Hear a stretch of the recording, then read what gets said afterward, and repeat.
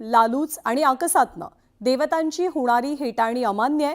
धर्म हा प्राचीन असून धर्माच्या अस्मितेतनं राम मंदिराची निर्मिती झाली आणि ती योग्यच आहे।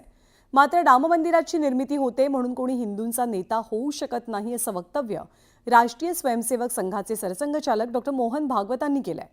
भूतकाळाच्या ओझ्याच्या परिणामातनं अतिरेकी तिरस्कार, द्वेष, शत्रुता आणि संशयापोटी रोज एक नवीन प्रकरण बाहेर काढून चालणार नाही असंही मोहन भागवतांनी म्हटलंय। त्यामुळे सरसंघचालकांचा रोख नेमका कुणाकडे या चर्चा आता रंगू लागल्यात। ही हार्मनी जर जगाला पाहिजे असेल तर आपल्या देशात याचं मॉडेल उभं करायचं म्हणजे ही हार्मनी आपल्या देशात असली पाहिजे।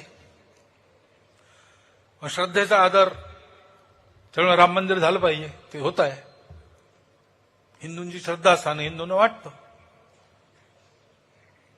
परंतु असं केलं म्हणजे हिंदूमध्ये नेता होता येतं म्हणून किंवा अतिरेकी भूतकाळाच्या ओझ्याच्या परिणामामुळे अतिरेकी तिरस्कार, द्वेष, शत्रुता, संशय याच्या पोटी रोज एक नवीन प्रकरण काढणे हे कसं चालेल? हे नाही चालणार। शेवटी आपलं सोल्युशन काय आहे?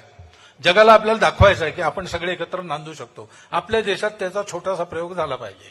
तो प्रयोग करताना आहेत आमच्या या सगळ्यांना सामावून घेणाऱ्या अनेक पंथ संप्रदायांच्या विचारधारा आमच्या इथे आहेत। आता काही बाहेरूनही आल्या आहेत ज्यांच्यामध्ये चुकीनी का होईना पण कट्टरपणाची परंपरा आहे। त्यांचं राज्य इथे राहिल्यामुळे त्यांना असं वाटतं की आमचं पुन्हा राज्य आलं पाहिजे, पण आपला देश आता संविधानानुसार चालतो। तिथे कोणाचं राज्य नसतं, जनता आपली प्रतिनिधी निवडून देते, जे निवडून येतील ते राज्य चालवतील, राज्य जनतेचं असतं। आमच्या इथे आमचंच खरं, बाकी सगळ्यांचं चूक चालणार नाही। हे सगळं वेगवेगळं असेल तरी मिळून मिसळून राहू। आमच्या व्यवहारामुळे दुसऱ्याची अडचण होणार नाही हे पाहू। आणि जितकी श्रद्धा माझं जे काही आहे त्याच्याविषयी माझी आहे तितकी श्रद्धा माझी दुसऱ्याचं जे आहे त्याच्याविषयी असेल। तर सरसंघचालक डॉ. मोहन भागवत यांच्या वक्तव्यानंतर विरोधकांनी भाजपला चांगलाच टोला लगावलाय। देशाचं नुकसान करणारं, महाराष्ट्राचं नुकसान करणारं काम हे RSSने केलं आहे म्हणून मराठी माणसावर मुंबईत हल्ले होत आहेत। तेव्हा भागवतांच्या कान टोचण्याकडे फार लक्ष देऊ नका। ज्यांच्यावर तुम्ही भ्रष्टाचाराचे आरोप केले संघानं आणि ज्यांच्यामुळे आम्ही पराभूत झालो लोकसभेला असा अजित पवारांवरती आपण आरोप केला, त्या अजित पवारांना तुम्ही बौद्धिकाला बोलवता, बौद्धिक घ्यायला बोलवता त्यांचे लोक, आणि त्यांचा प्रचार केला तुम्ही विधानसभेत। फार लक्ष देऊ नका। त्यांच्या संघटनेमध्ये आणि पार्टीमध्ये सुद्धा कुठेतरी कलह हा तिथं सुरू झालेला आहे।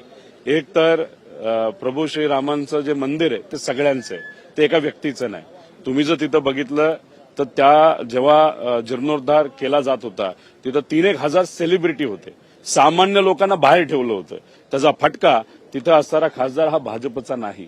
त्यामुळे ते मंदिर हे सामान्य लोकांचे। आता भागवत साहेब काय बोलायचा प्रयत्न करतात मला माहित नाही, पण नक्कीच एखादं मंदिर आता सामाजिक कार्य करत असताना तुम्ही हिरो बनण्याचा प्रयत्न तिथं केला। मी मध्ये नेत्यांबद्दल बोलत नाही, आमच्याबद्दल सुद्धा बोलतोय, तर ते कधी कधी चुकीचं असतं। आणि या बातमीसोबतच